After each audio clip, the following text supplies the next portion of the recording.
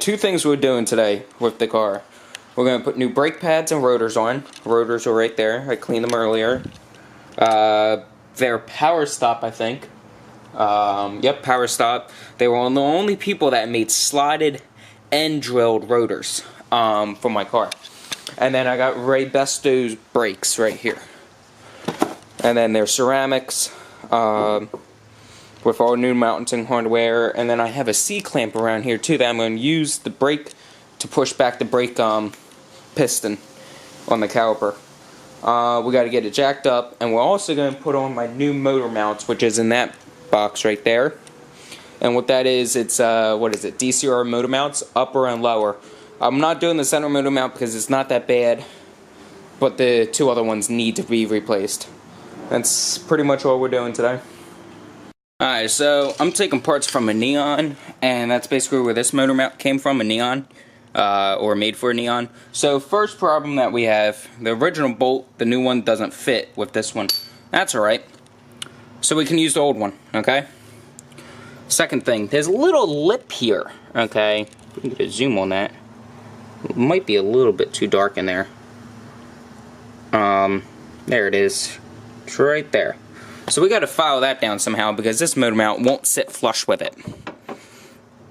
And there's no hole for it in the new motor mount. So that's what we're doing right now. I got two tools here that I'm going to use. I'm going to snip it first, and then I'm going to file it. But mainly because I don't want to take out any power tools. And then that's my brake right now. I'm just letting that be for now, and then we work on that later. We got the first one on. A little bit of an issue with rust welding, but just beat it a little bit more and it comes off, so I'm not too worried about it. And then we got the new brakes on and then whatnot, brakes rotors. For a second I thought it was bigger, and then, like I said before, I got that on. Now we're on the other side. This is where I'm at so far. See my transmission right there. Wow, that transmission's really up there. I thought it was the back of... Oh, transmission's right there. The whole thing. I thought the transmission was back a little bit more, but that works if it's right there. A little CV joint right there. And then eventually I would like to replace that transmission mount that's right there. The rusted piece of thing right back there with the bolts that I'm pointing to. That needs to be replaced eventually. But for now, got that. I'm using a C-clamp to push that piston back there. Got this. Got to clean up this a little bit. And then for the most part, second one's going well also. Real quick, I'm going to show you guys how much force it's going to take. I should get my other light, but you should see just fine. Oh, that one came right off. The other one did not come off like that. But, yeah, there it is. I put a giant dent in it, so you can use it still. I mean, not recommended, but who says I do things that's recommended? And then we're going to take silicone paste and we're going to rub it on there so it doesn't happen like that again. We're going to take some steel and just clean it off real fast.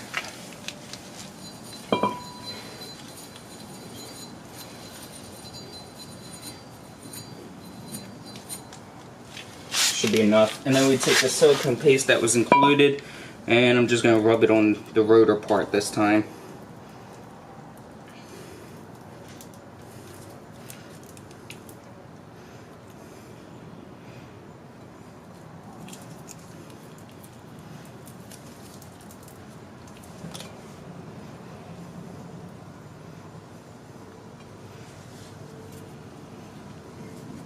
Hands are dirty too, so it doesn't help.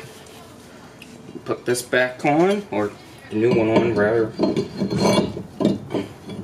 And then I like to take a lug nut and put it on the bottom usually. Oh no, that one's stripped. Great.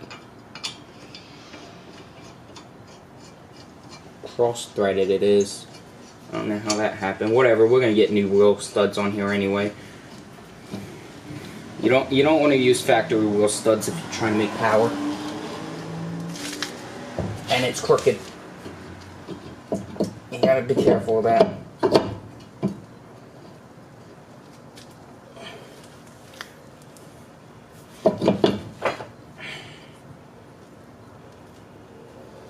go, not crooked. I just want to see how you would get these wheel studs out. I don't usually take my car apart in this way. It's usually mostly engine work. But this needs to be done. I don't know if I explained, but I do want to put neon brake calipers on the back, and the reason why they're neon is because I need the mounting bracket from a neon, because I can't find the one from whatever you want to call it, from the PT Cruiser GT, because that's where I would take the disc brakes from for the back, because I have drums back there right now. And take this, clean this off a little bit. Probably can't even see what I'm doing.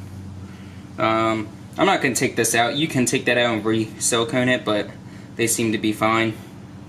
Usually it's recommended, and if I had a shop do it, I would want them to do it, but since I'm me and it's my car, I'm not too concerned about it. And then we're going to rub silicone in there too. Now we can put this back on.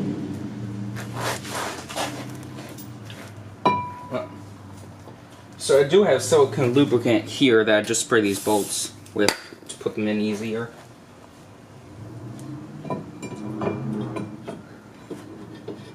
Do something like that. And I'm going to cut you guys off here because all you see is my leg. So I got my tires put on. Got this motor mount done up here. I mean, there's no point in showing you how to put DCR motor mounts on. I mean, half you guys aren't going to put these on. I had to grind this down a little bit, that thing, because it didn't sit flush. Of course, it's for a neon, so expected. That's pretty much the only complication there. Brakes were easy. Actually, that side was a lot easier. Yeah, that's about it. Oh, I wanted to point out, this engine is rock solid now. It ain't going anywhere with the new motor mounts. Yep.